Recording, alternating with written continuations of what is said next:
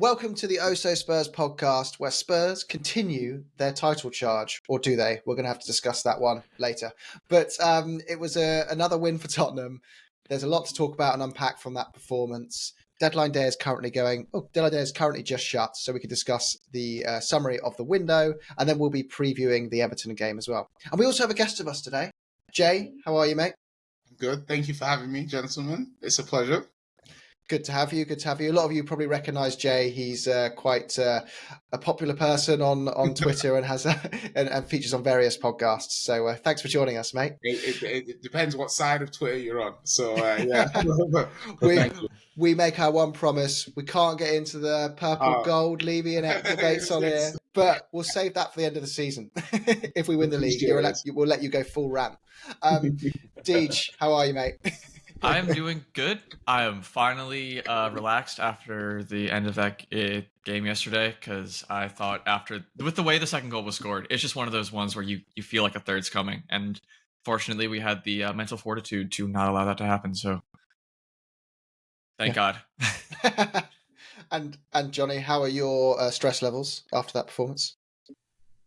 Yeah, I mean, I didn't get to the game, which I usually obviously do, and I was like, at halftime, I was thinking, thank God I dodged another bullet. But yeah, really pleased the way we came back out of the traps and did the job. So yeah, great night in the end. I'm all good. How are you, Jim? I'm really good. It's funny, isn't it? When Spurs win, we're all happy. It's almost like that chicken controls our lives and our happiness. But Jay, where did you watch the game? And yeah, what did you think of the performance, mate? So I watched it at home actually. So I was just chilling, and it's like I had like like sometimes you'll be watching it on like an iPad or something. So I was watching the game on an iPad, and the iPad's like, you kind of almost like hunched over, and it was like 25, 30 minutes in. Like when you're playing FIFA or something, and you're watching what's happening, and you're thinking, this isn't good. Like I've watched Benson Court give the ball away a couple of times. You're like, are we gonna get away with this? We're not gonna get away with this. We shouldn't get away with this. And that's kind of how I felt about the first half. It was a game where it was a performance when we're playing, and I'm watching it and I'm thinking, we're not sharp enough. We're not moving the ball enough. The intensity's not there. The runs off the ball aren't there. There's not enough movement. And it wasn't a lazy performance, but it wasn't a creative performance. I don't think the players turned up thinking that they were just going to show up and win. But Brentford were very good in that first half. And they had us figured out to an extent. And the players, and I've said this before, the emotional intelligence of our team, I said the boys need a therapist because they, in these moments, they just completely lose their in-game IQ. It's just gone. And they start playing with their hearts instead of their heads. And that's what, we just lose control a little bit. And in the Premier League, you only need to lose control for a little period of time. You could even lose it for like 20 seconds. But we lost control for a good 5-10 minutes in that game. And, it comes in at halftime. And I didn't tweet at halftime because I was like, whatever you're going to put right now is reactionary. Yeah? Like, no matter how because, like, it's like, were you that bad? I didn't have enough time to break it down. So I was like, okay, you know what? Just wait. Let's just wait for the second half and let's see how we play. I'm scrolling Twitter. People are losing their heads deservedly because, second half, that's it. That's what we're looking for. And you start to see what Ange is trying to do with the team. You see Werner's role. You understand why he's been brought in. You get the logic. You see Johnson making the run. It's a run that Kulu wouldn't make. Yeah? So now you're starting to see the attributes of different players in real time. And you then score 3 rapid-fire goals. The players respond they respond in the best way. They don't respond and talk about after the game, well, we're going to put it right next week. They don't respond by getting red cards. They don't respond by losing. They respond by fighting the players. Fighting the players on the pitch and delivering a performance. And we obviously can't not do it in a Spurs way, and hence we can see the goal we can see, which is actually quite unlucky because when the commentator's talking, he's talking like this is the most obvious thing in the world. To me, I was shocked to see Tony there. I'm like, what's this guy doing there? Yeah, that's a good point. And I want to ask, I loved your first point though, Jay, as well, where you summarised it perfectly. The passion was there, but the football IQ wasn't. It was like they were so determined to make it work, they couldn't remember how they're supposed to make it work. And do you agree with Jay's comments there? And also, can you on the Udogie bit, finishing it off for Jay, like, do you agree there that in the normal world that back pass just results in going to Vicario, but because you've got a goal hanger, it was something else? Yeah, I mean, obviously, like we made that pass like 10, 15 times that game, and there was only one time where it was an issue, and like it's because he was just lazy getting back or something. I don't know. Like he's not that's not a tactical thing that he's going to be doing there. At least I don't think so. Because like when he is running back to the ball, he's only in the place that he is because he's like jogging back to get on the last man, and he just got incredibly lucky that nobody like clocked that he was there. Like Udogie didn't really look up to play the pass, which like we can knock him all we want, and of course we had commentary for like talking for like 10 minutes about how it was like the dumbest mistake anybody's ever made on a football pitch. But then you also had Van de Ven pointing back too. Like it's not like it was just him. DJ, I just want to make the point that like I actually, when you look back, I want to blame Van de Ven for this goal quite a lot too, because Udogie doesn't look back, but he's looking at his teammate, and his teammate says, "Send it back there." So he's actually trusted the information that his teammate has relied upon, which I'm sure you need to do as a team. You have to just, if your teammate is saying, "Do this, do this, do this," you do it. Yeah. You can't start second guessing them. So yeah, I completely agree. Like when I saw Van de Ven point, I was like, oh yeah. But it definitely isn't Udogie's fault. It's not necessarily Van de Ven's fault either. Like no one expects him to be there. You're working through not to bring back not to harken back to the days of Conte, but you're working through your automata. I don't know, your set play. You get the ball, you play back to the keeper recycles possession. That's just how they've been taught to play, and that's how Ange ball works in a lot of cases. And they just weren't ready for this wrinkle, and that's honestly okay. I don't think it's the end of the world in any stretch of the imagination. Well, it's compounded though by the fact that had been dispossessed a couple of other times, and I think then you've got everyone on your back as you are the reason we're losing this game, and you can't. The only thing you can do right from that point is pretty much scoring a goal. And he did score, but he was dispossessed. But he was playing a difficult role, I think, and they were really pressing him hard. Because we know Udogie's press resistant with his dribbling, but he's not press resistant with his passing. And I think they were like just overwhelm him and force him into that. I do think he was a bit unlucky in that he and Porro, they kind of chose to like attack them in the same manner by basically like trying to occupy the spaces that they vacated and then just hitting long diagonal balls, and then hoping that Porro and Udogie didn't get enough time to recover. And the way that we kind of persisted with Udogie's like invertedness, I guess I want to say, because he's such a gifted ball carrier, and we saw that in his goal and on the build up to the second goal as well, where he was able to create both of them by taking the ball and taking the ball with him, then playing the ball out to Werner, and then Werner playing it back in for a goal both times. But Porro wasn't as involved in the build-up, I want to say. And I mean, we've seen before with Porro with build-up play also isn't the most press resistant.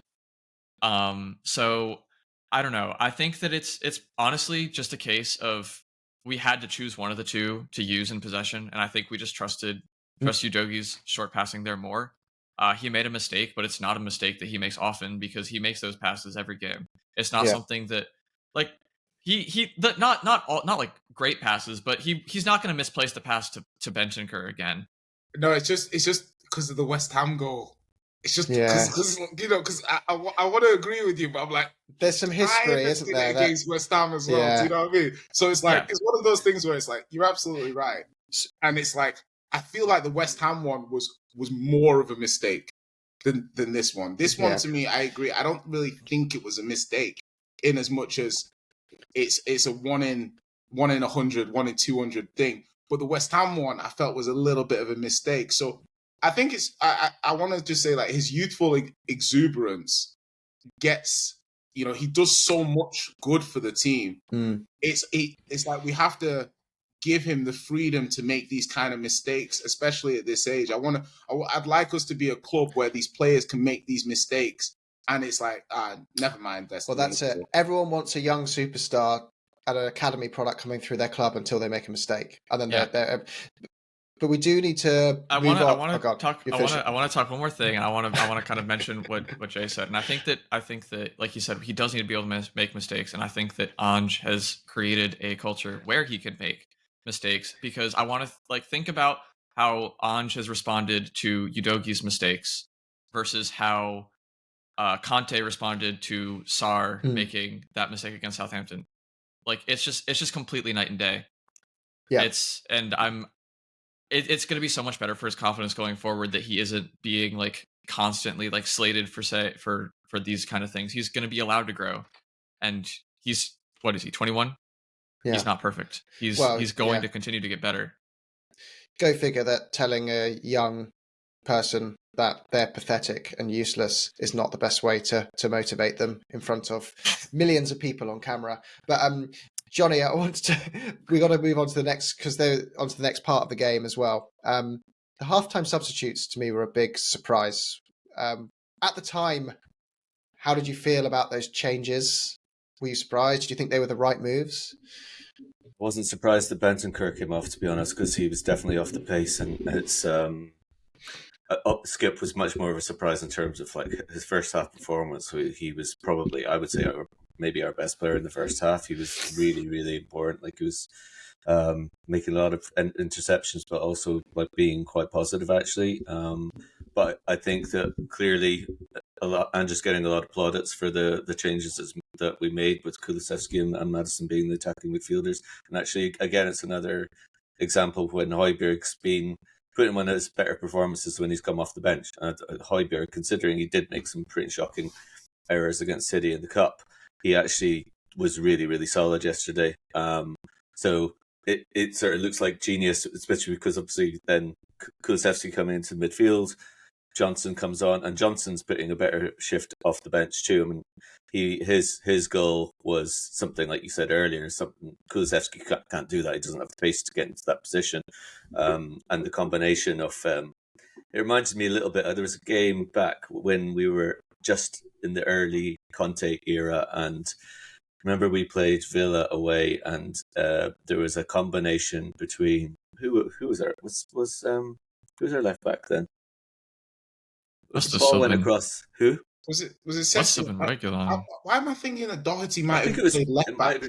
He did play a few. Doherty was right back. There was a combination between those two, which ended up in the goal, and it was this is the way Conte wants to play. Yeah, it probably was Cess. And it was like that, wasn't it? Those two Werner going forward. Werner in the second half was a completely different weapon from the first half, and you're sort of seeing what we were hoping we were going to see, because the first half he just looked blunt and he looked like he was desperate to do well, but it kind of looked like there was a lot of weight on his shoulders, and there was that kind of header at the far post when he looked like he'd been watching me all his life, and was just I was ready to send him back to Germany if I'm being honest after that header. That was brutal, wasn't it? It was pretty weak, wasn't it? It was horrendous. But there were so many things in the second half.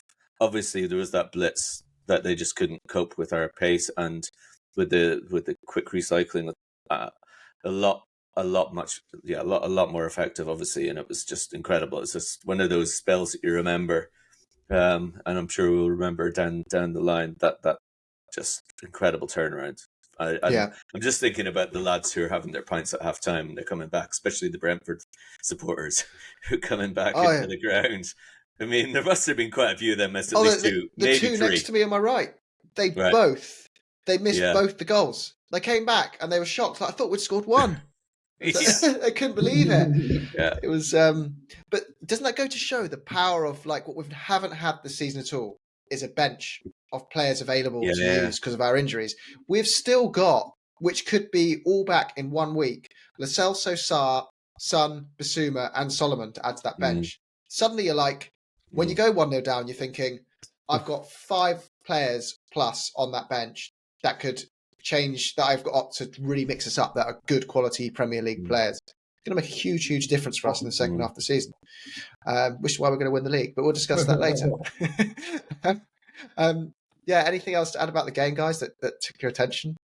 I want to just add a honestly, it feels recurring at this point. Shout out to Richarlison. I thought his hold-up play in this game was, I think, probably the best hold-up play he's done this season. I think that obviously his goal was a goal of opportunity, but that's kind of the point of Ange ball, right? Is you create opportunities and you hope that your striker can finish them. And props to him, he finished it. And he honestly probably could have had another one if there hadn't been a sniper on the roof that shot Nathan Collins.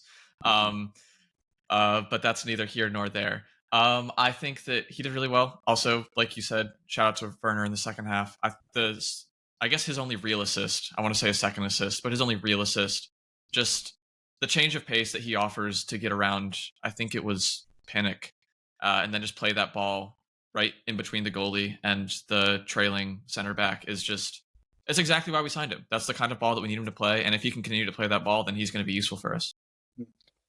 I was in terms of like when we kind of turned up in the second half, it was interesting to me. One was Kulusevski's kind of performance, which is interesting to me because it's one of these where in a time when left-footed right wingers are very in vogue, you know what I mean? It's the season for left-footed right wing, and you're looking around, and you see Kudus, you see Elise, and you see Palmer, and you see Saka, and I'm looking at Kulusevski, and I'm like, look at your peers.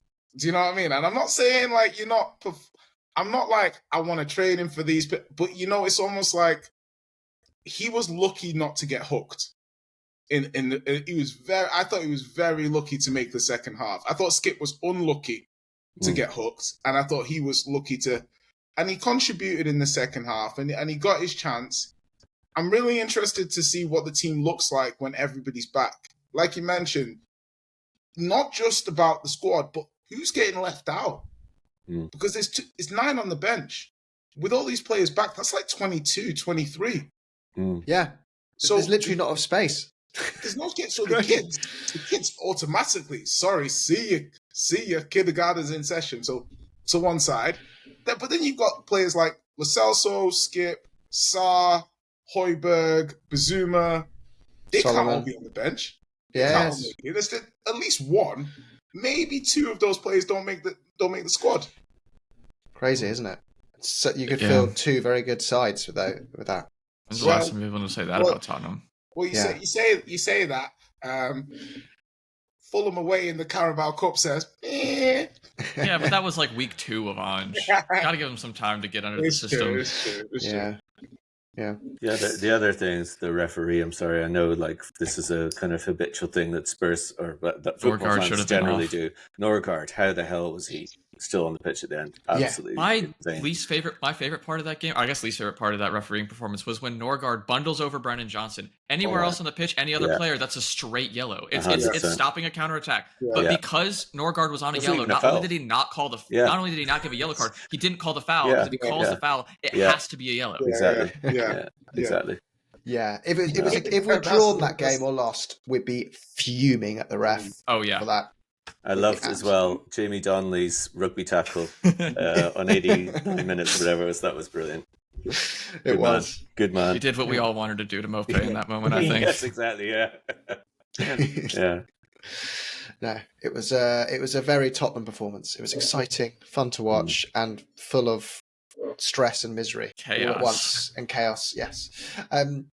Shall we move on then to the next topic, which is we're being linked with a player called Bergvall, a midfielder, who's also being linked to Barcelona. the latest is that apparently this transfer is 50-50.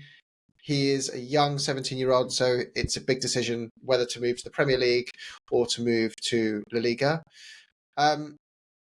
Even if this doesn't come off, I find it pretty crazy that there's a chance we're going to go over the space of 3 months of beating Bayern Munich to a player and beating Barcelona to a player. It just seems crazy to be able to say that as Tottenham Hotspur. Where, as the Tottenham I knew 10 years ago, that would just be a crazy thing to say. But it sounds like we might get this guy. Do we know much about him? I'm hoping someone's done some research because I haven't. I've done some research. I love my Wonder Kids. But I'll just give a quick. He's I don't know. He's a really talented midfielder. I don't know how much you can draw from being in the Swedish first division, because like obviously we know that there's a jump between being like there and being in the Premier League. As much as that's cliche to say, it's cliche because it's true.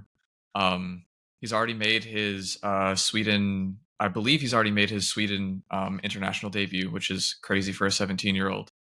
And he's a solid midfielder. He, from what I've seen of him, and I haven't watched too much of him, I think he profiles as kind of in like almost a Lo Celso replacement. Like, but DJ, Frankie's right there.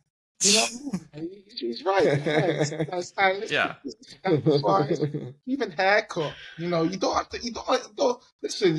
I know you're very talented with the with the references, but you don't need to put yourself out here. You know, like Frankie De Jong's right there for us. So yeah, he does look a lot like Frankie. I just mean in terms of like, I think he's more of an understudy to Madison is where I see him right now. Obviously, that could just he could be profiled more as an 8 because I think he also plays there.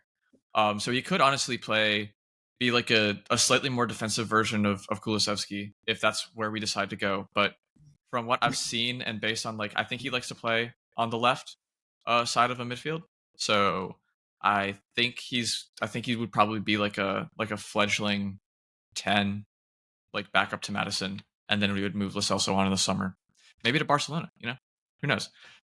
Yeah, well, wouldn't surprise you. Didn't Paulinho go there and win the league after us? That might be the craziest thing ever. Yeah, so you never know. And we know. I had a couple of things I wanted to add on to what DJ just said. So I was just like, obviously, 17, and we're saying that he's going to be part of the first team. Okay, so to me, one of two things: we're either lying to him because of what happened with Nusa, where we told him the truth and he said, let me go to this other club for game time, or we're telling the truth and that's what we do in these negotiations, that Ange doesn't want to lie to a player. You don't want to bring a player in on a negative first step by misrepresenting what you're going to be doing with their role. So to me, that's quite interesting that we're saying that he's going to be part of the first team squad. The fact that we're still in the transfer, I think, leans heavily for us. I remember when the Dragusin deal was happening and he said he needs to sleep on it. To me, at that point, because I was so predisposed to Spurs being, falling off with this, I kind of just was like, he's probably going to go to Bayern. But I did think to myself, he wants to sleep on it. Like, if he wants to sleep on it, why is he not just saying Bayern? Like, yeah. Do you know what I mean? And this is the same, but in the other way. Like, why is he not just saying Barca? Why is this 50-50? Why is this why is this such a difficult decision for him? And Deej made this point off air as well. He was saying a similar thing. Like, it does give the impression that, when the longer the VAR check goes on, the more likely it is to be overturned. It kind of feels a bit like that. It's like, you must be thinking, I really want to take this new option, but I'm going to sleep on it. I need to find a way of convincing myself it's the right thing to do for certain before I make that decision. Last point I wanted to make on the transfer is Lang's transfers.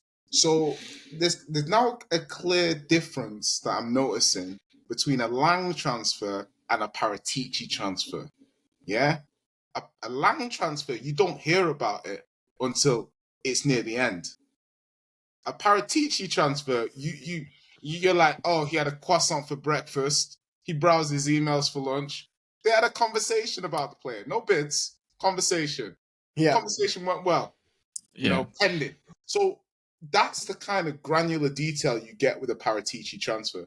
With a Yeah. Lang transfer, it's just, here you go, wait. Like, to a point where Romano's reporting this, and he's not really reporting on us seriously, because our interest is clearly been kept quite. Now it's like, oh, Spurs have been talking to this kid for ages. You know, he was at the training ground. This and that. Nobody gave us this information in real time. Nobody was telling us this in real time. So Lang's operations seem stealth, probably from the logic that other good teams might be interested. Let us present our what we want to do with you, how you're going to play, why we want to bring you in, and at least you get the jump on other teams because they're playing reactive. Then have they got the project? Have they prepared the same level of insight and documentation that we have? It's a good strategy, and it's good to have both. Sometimes you need the razzmatazz, and sometimes you want those stealth boom, like Liverpool do. Like Liverpool, boom, it's done. Yeah, so, it sounds like the new policy as well. I was reading the way Alistair Gold went into a lot of it and explained that every club has a very similar list of players because they've all got very good scouting networks. And if you look, everyone's played Football Manager. Yeah, everyone's played Football Manager. Everyone's looking at the same, young talents and things. So what typically happens is all the top clubs go to the agent and say, "I'm not making a bid for your player, but they're on like a retainer. So ring me if someone else puts an offer in, and I'll up the offer by 10% or whatever they agree to." So it creates that flurry. But the way that we seem to be doing it is slightly different. We don't just go in with an offer. We go in with this entourage of people who go over there, Langer's team, with a presentation on the vision of how that player is going to be a part of it, where they fit into the team, how much game time they're going to get. So it's such a more meaningful conversation than, another club put a match the bid, are you interested? It just makes us look way more committed and structured. But we do need to move on to Everton. That's right, guys. Go on, Deej. My second time to finish off a thing because I have one more thing to say. But I will say, for as long as we felt like Dragoson's thing took, the window opened on the 1st and he was done, less than 2 weeks in? Bergvall, I don't know. I mean, obviously most Tottenham fans won't be like following Barcelona's transfers. Because first of all, because I can't really do any. Second of all, because it's Barcelona, it's not Tottenham. But from what I know, because obviously I grew up watching Lionel Messi. I'm not gonna pretend like I'm not gonna be partial to Barcelona. This transfer has been like on the Romano's been doing it's almost good for like 3 weeks now, without saying why it's not good. And then from the information that we have received from fairly credible sources that we have actually been in this deal for a couple of weeks now. And it's not just been, last second jump in. It's, I don't know, it's a little bit different. It is. Also, it's for people who are wondering if with the window shut, why are we still talking about this? It would be a deal like Vuckovic's because he doesn't turn 18 until, unfortunately, tomorrow, the day after the transfer window ends. So he will be, if the transfer window ended on Friday, he could have come in because we could have waited till he turned 18. But because he can't, he would have to wait till the summer. It's a deal we can do outside of the transfer window anyway.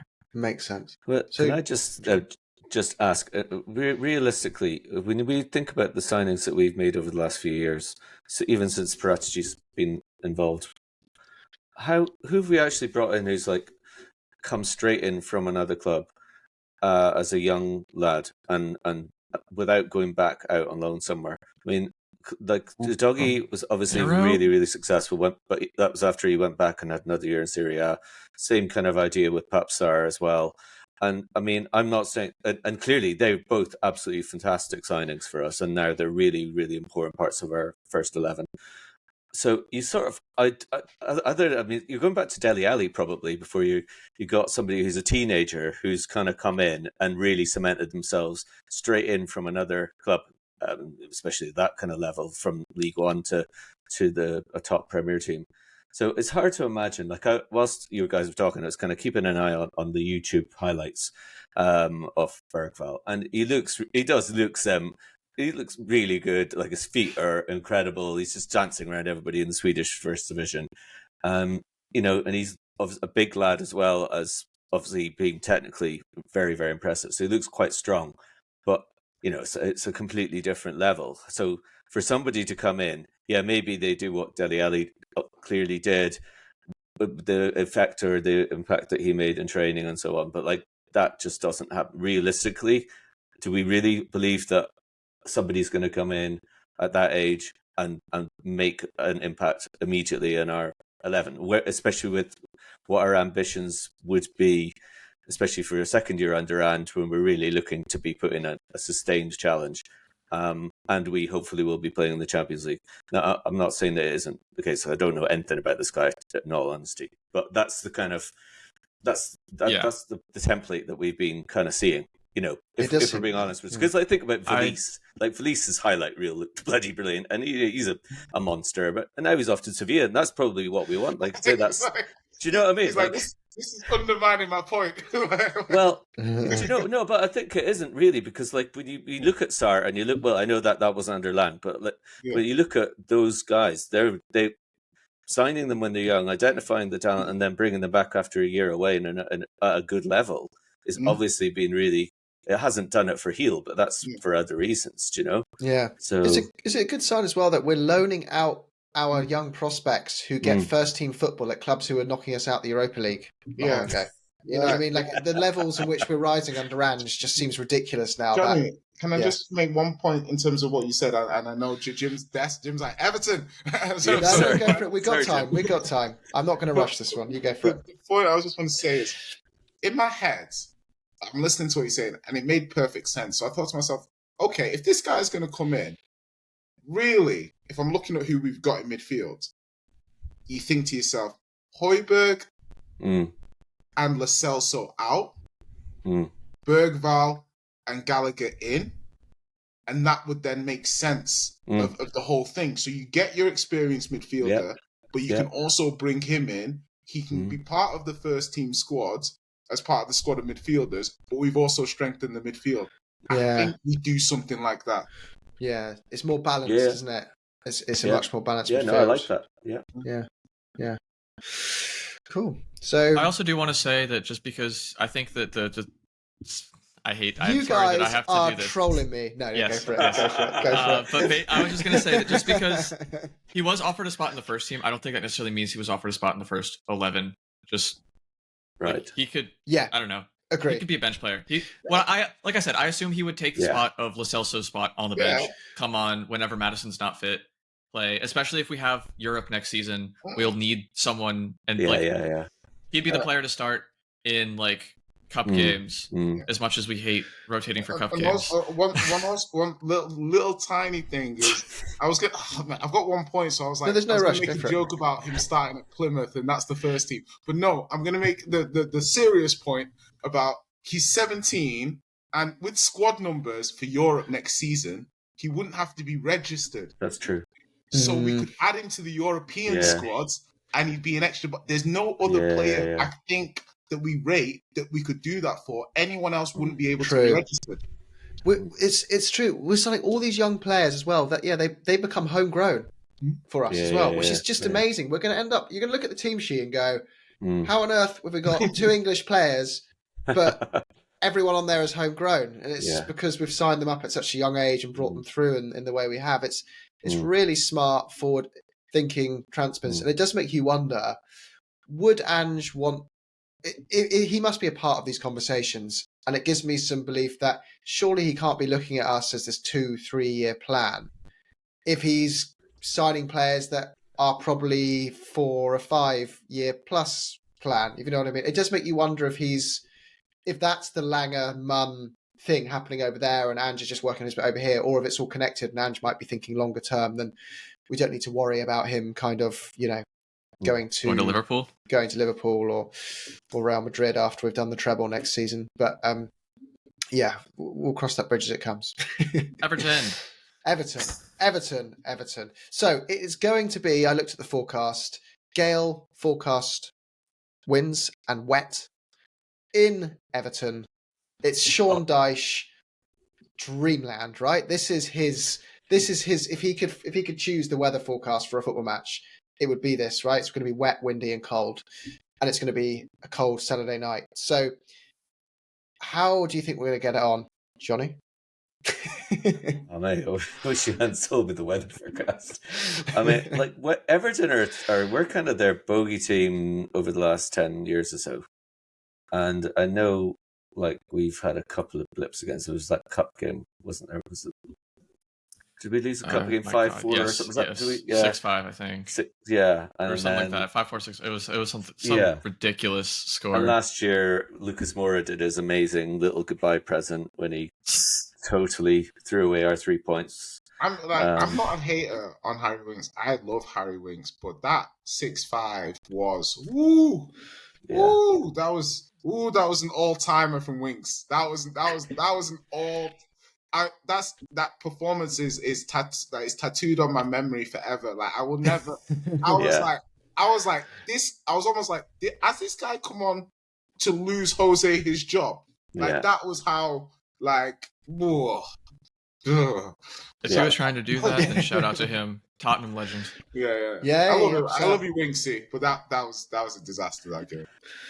Yeah, but like Everton's form at the moment is horrendous, and they've gone from being like the really kind of seemingly responding in the best possible way to the points deduction to now they're obviously back in the relegation zone, and just they're really poor. I mean, you look at their players. I mean, there isn't anybody in the last game. Tarkovsky's a decent defender, but I mean, like, I'm looking at, like, seriously, I'm looking at the team that played against Luton last week, and I don't know where we'd be worried. Obviously, Calvert-Lewin's got the name, but he's just never really delivered on his potential. And I mean, there's your Ashley Young started against Fulham. Did he? Yeah. No, Interestingly, though, well, actually, it's not interesting at all. You can predict looking at the stats of Everton, right? Guess where they rank in terms of set piece XG? Probably highly. Yeah, the top of the league, comfortably. And in terms of open play XG, this is crazy. I did not expect this. They are 4th behind Arsenal, City, and Liverpool. So they just can't finish chances. Did not expect that, but that's bumped up by their amazing XG from set pieces, which is 10.93, which is ridiculous when you look at Man United are 4.79. As another end of the table, we're somewhere in the middle at 6.5. So they appear twice as likely to score from set pieces. And then you look at them in the style comparison quadrant. They are the most direct team in the league in their style of play. Mm-hmm. So it's just so exactly as you would expect Sean Dyche on paper to look, seems to be. And then you look at their zones of control as a pitch. They don't control any of the middle. They just seem to control their goalkeeper box and then the opposition box, which is basically direct football into the opposition zone. Mm-hmm. It's kind of as you'd expect. So, yeah. But Jay, how are you feeling about this one? Do you think we're going to come out with something? Or do you think it's going to be a one you'd... Like with this season, like, I look at certain and it's more like matchups. I almost look at the teams, how they play, and then I think how we play and how's that gonna.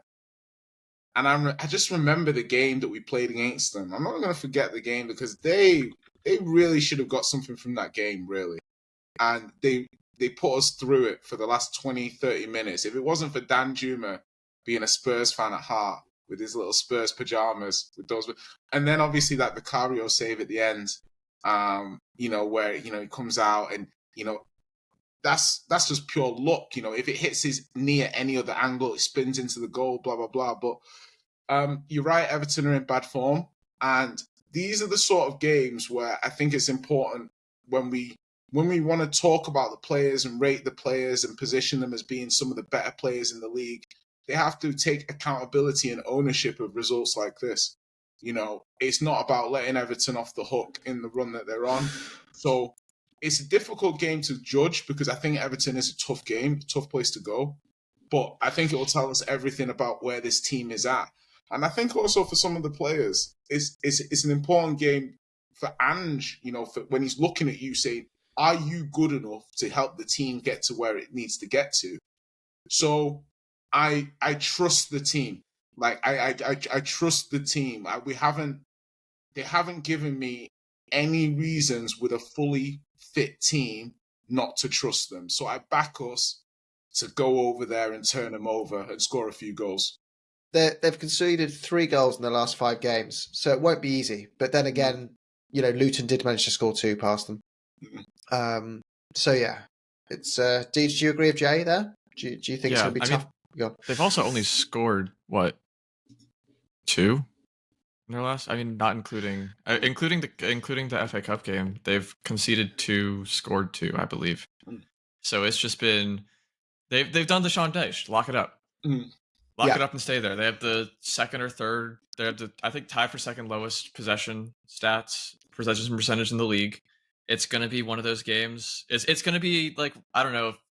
The game that I always think about when I think about these kind of games is the game at Turf Moor a couple of years ago, where we got out of there 1-0 with off of a corner routine. Oh, yeah. I think it was Kane to Son, and then Son headed it in. Yeah.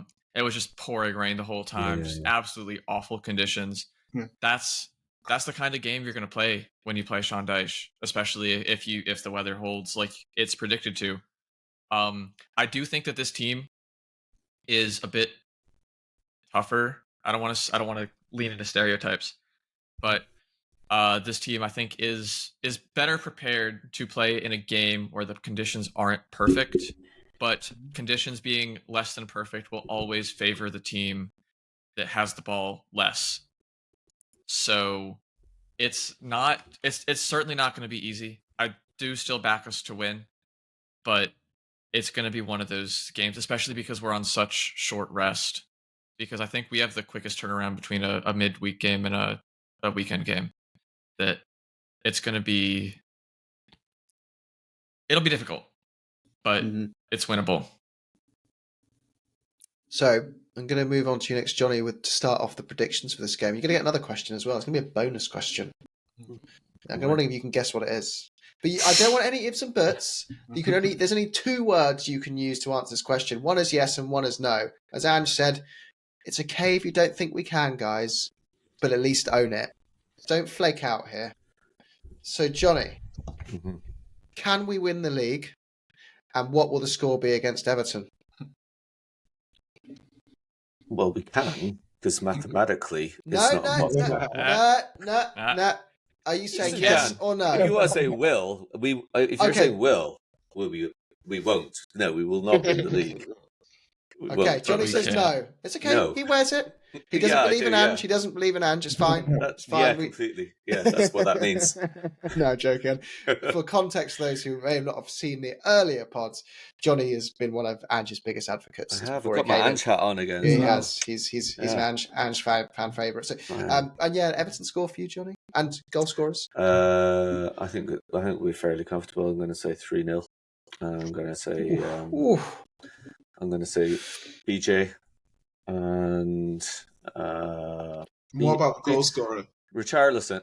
let's wait for that. Hey. That took long enough. I was going to say, I'm going to have Richie back in his old stomping ground with 2 and 1 for BJ. Yeah. Nice. Like it. Cool. Thanks. And before I ask you, Deej, I'm going to first also apologise to you and Stu for criticising your prediction against Manchester City, which ended up being correct. But I don't want to get back into that last defeat. Whatever. But I was wrong. You were right. I did end up presenting a win because I'll never predict loss. But that ugly game. Don't want to talk about it. Yeah. Okay. The next question is: you're going to start the first one. Can we win the league? Will we win the league? No, we won't. Can? Yes. Will? No. I'm with Johnny on this. It's not that I don't believe in Ange. It's that I believe in Pep too much, or Klopp, or the Premier League making it so that Pep gets his send off. Yep. Ever since that one decision, they've gotten nothing that hasn't gone their way, and it will continue for the rest of the season. It's hard to beat a team that does that, especially when they're as good as Liverpool. Fair enough. And then for score, I don't think we will get 3. I think I might have said 3 if weather permitting, but because of because of the context of the weather, I think I'm gonna go. I think it's gonna be the same as the before. I think I'm gonna go for. I'm gonna go for 2-1. I think we'll get a Richie goal just because he is in vogue in terms of scoring. And I think I will go for.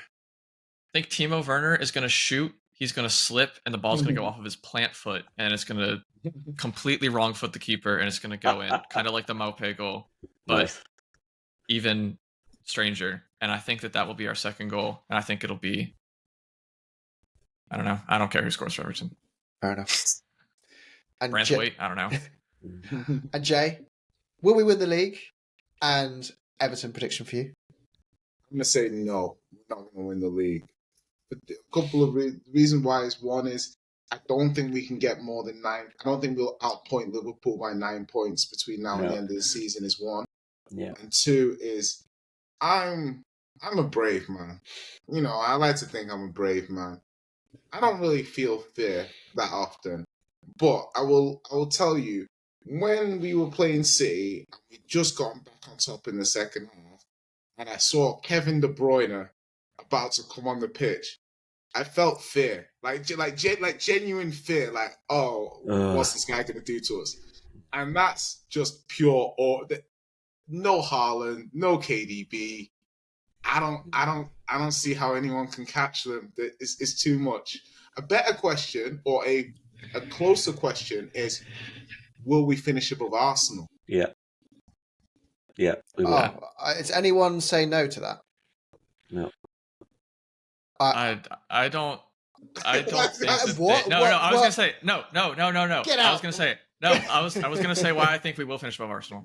Yeah. I just don't think. Okay. I don't think they have the. I don't think they're the mental fortitude for it. They don't. They don't. I don't. They definitely. And For as much as Twitter psychologists in that support that other team have been talking about how weak mentally James Maddison is. They had I know. they used an Ivan Toney tweet as a bulletin board material for like a season and a half. Come on, y'all. Look in the mirror. Yeah. I don't know. I don't think they got it in them. No, I agree. I agree. I think they're going to come fourth. Yeah. Yeah. Interesting. And Jay, what's your thoughts on Everton as well? Harping back to that one a sec. I'm going to go 2-1. This game has got Richie hands up celebration written all over it. So, you know what I mean? Sorry, guys. Sorry, didn't mean to score. Second, the other goal, I'm torn between a couple of players. I'm thinking maybe Maddison. I'm thinking maybe Romero, maybe some sort of set piece, maybe in this kind of game. But I'll give it to Porro because sometimes in games like this, they're deep, hard. Like maybe Porro fires in a long ranger. It's been he normally tends to like have a shot that either hits the bar or goes in or goes very close. I don't feel like he's had one for a couple of games, so I'm feeling like unless the Burnley goal took all his juice for the next couple of months, we'll have to see. I was thinking the same as you there, Jay. I was thinking we're probably going to see one at least in a set piece. Yeah. And somehow bundle in an equaliser, and then the deciding goal will be something like a Porro screamer or a Madison direct free kick. It's kind of what my head's thinking. Yeah. So yeah, I'll stick with what you said. 2-1. You always have us going behind, don't you? Yeah, because we always do go behind them. We win. I mean, like at last the year, start of the season. At the start of the season, we were seen to be always going behind at home and coming back to win. That's right. And then I had that as my prediction for. I believe it was 2-1, not 3-2 for Brentford, which was go 1-0 down at half time. Ange, give them the half time two-ball and come back and win 2-1. Yeah, and it's an insecurity. I'll be really honest. Okay, I was thinking there must be when we go 1-0 down, I can convince myself this was always part of your plan, Jim.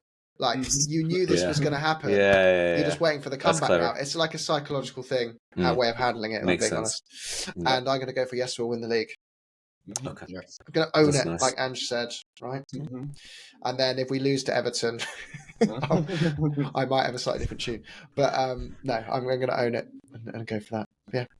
Any final comments, Go on, Yeah, I Jojo. was just gonna say, like, because in that game against Brentford, right, all season, and this is this is my final thought. You know, like when they do like Jerry Springer, like final thoughts. Okay, so I think I think I've positioned it like I'm going to say something poignant and insightful. I'm really not. I'm just going to fart down the mic. So the point is when I'm looking at the the team and what the team's trying to achieve, the Brentford game was the only game aside from West Ham where I was actually frustrated with the team. Where I was like, what are you doing? Because the West Ham game was a game where when we lost it, I said, are we just going to lose every game until our players are back? Like, and that was like my frustration. I was like, we can't just keep. So in this game and in this moment, I'm seeing a lot from the players, and they obviously need to step it up continually. But we are seeing growth. But that first half and our out of possession, sometimes it's still, it's not. I won't lie. Actually, in the first half, it was concerning some of the out of possession play, and hopefully Sarr and Bazuma and these, But I think for me, it's the Brighton game made me think, because the defense wasn't great, but we made mistakes. Brentford, we made mistakes. But the problem for me is it's a lot of the quality players who are making these little mistakes. Yeah, and you can't swap those quality players out. It's not like we're gonna bench them. So it's like I just want to see the team now own the. We want to say that Romero's one of the best defenders, and he's playing to that level. But like Kulu and the Johnson, give him a bit more time, but Timo stepping up and Richie stepping up, and it's just I want us to be a team that doesn't get the most amount of praise for doing the least. Yeah. You know what I mean? We have to put our big boy pants on now and be judged accordingly, for what we deliver at the top end. And I think we get babied a little bit. We probably get a little bit more praise than we should for doing slightly less than other teams do. Which I don't mind. I love it. I'm a Tottenham fan. But it's, for once, that everyone's expecting us to fall off, and this is a false position in the table in Arsenal's hopes, because they're like, no way, they can't already be where we've taken 4 years to get in 5 months under some Australian guy we'd never heard of. And it's the same with, Chelsea. Didn't even manage under Pep. Yeah, exactly. And Chelsea are thinking the same. No way, we spent $1 billion and they're already there. Liverpool thinking, no, this is our time. Like City are going to get charged, and this is our time to own the top. There's no way. They're all in denial about it in some sense, I feel, and it's rather enjoyable. Even Gary Neville's gone. Yeah, I was just gonna say, it's humorous watching how the narrative will change based on whether we win or lose. Because if we win, it's even if we don't have a great game, it's always. I mean, it's how it is with every team, right? You win even if you don't do great. It's wow, these players all played so well. Like I've seen games where definitely. Just to off the top of my head, Bruno Fernandes has laid some absolute eggs, and they've won because he's had just like a one moment of magic, and they're like, oh my god, he had such an amazing game. No, he didn't. He had one good thing, and and we're praising the whole game because I think it's partially down to just watching highlights instead of games. Yeah, because let's be real, that's what all these pundits are doing. They're not watching these games. Yeah, true. And I forgot my other point. So, but it was going to be an amazing one. It was going to be an amazing one. And if you want to hear it, it was going to be. I found it. I was going to leave it in the next episode, but I think it's a bit poignant now. I think because it's kind of have to do with this game. I think we're missing Sarr so much.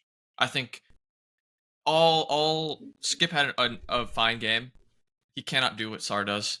He cannot take up the positions. He doesn't have the technical ability that Sarr does. No. And I think that having Sarr back, I think if he plays on Saturday, which I don't know where he is. I don't know if he's off doing an Adebayor. But hopefully he plays as soon as possible, and I think that that'll solve a lot of our out of possession problems, because it's not necessarily Skip's fault, but Skip doesn't have it trained into him yet to take up the position that Porro leaves when we're trying to build up.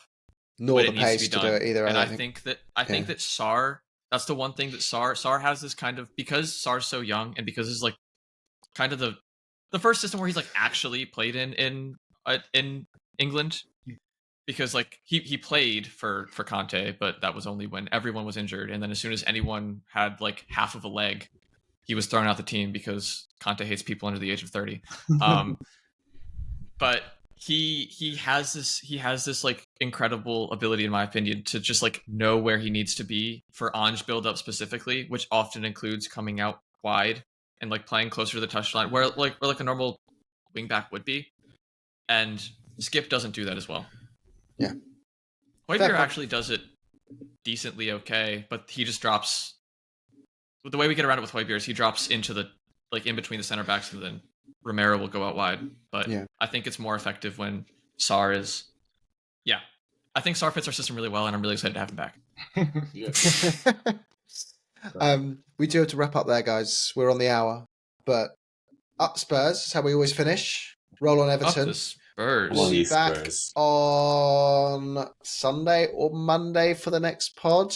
We've got, I'm not sure if it's going to be the Monday pod or the one after, but we've got Jack from Rule the Roost joining us hopefully next week, if you guys know him. And we'll have Jay back in future. I think you've been a great guest, by the way, Jay. So thanks. Really enjoyed your chat.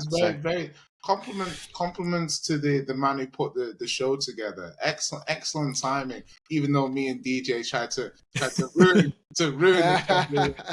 Thank you so much, guys. It's been a pleasure. No, I'd love to go on longer, but yes, the lady who lives with me, I forget her name as I was telling the others earlier. She's very kind to me, but I must go spend time with her at some point. So, thanks everyone. Up the Spurs. Up the Spurs. Go on, you Spurs. Go on, you Spurs.